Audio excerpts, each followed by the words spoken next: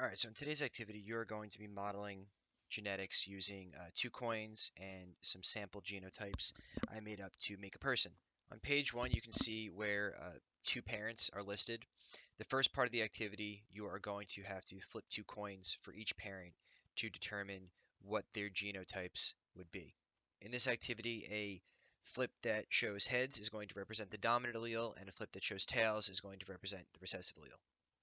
We flip 2 coins per parent because every person has 2 versions of each gene. So now I'm going to flip 2 coins for the first parent, and you can see that I got heads and tails.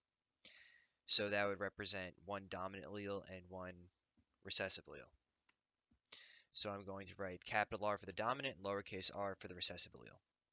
So now I flip the coins again to show the parent 2 genotype, and I got 2 heads, so it is capital R for homozygous dominant. So now we're going to do the second trait. I'm going to flip the coin twice for the first parent, and I got 2 tails, so it's lowercase n for homozygous recessive. We're going to do the same thing for the second parent, and looks like we have capital and lowercase for heads and tails, and that is heterozygous.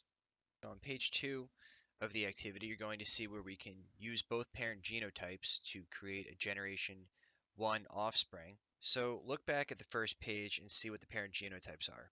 You only have to roll a coin if a parent is heterozygous, because if they're homozygous dominant or recessive, they can only pass on either the dominant trait or the recessive trait. So looking at the parent genotypes, I see that parent 1 is heterozygous and parent 2 is homozygous dominant. So because parent 2 is homozygous dominant, I'm going to automatically write one dominant allele, because parent 2 can only pass on a dominant allele. Parent 1 is heterozygous, so we need to flip a coin to figure out whether they're going to pass on the dominant trait or the recessive trait. We flip a coin to get heads, and it's the dominant trait. So under the genotype, we're going to write a dominant allele to make generation 1 be homozygous dominant. So for trait 2, I see immediately that parent 1 is homozygous recessive, meaning they have to pass on the recessive allele. It's all they have.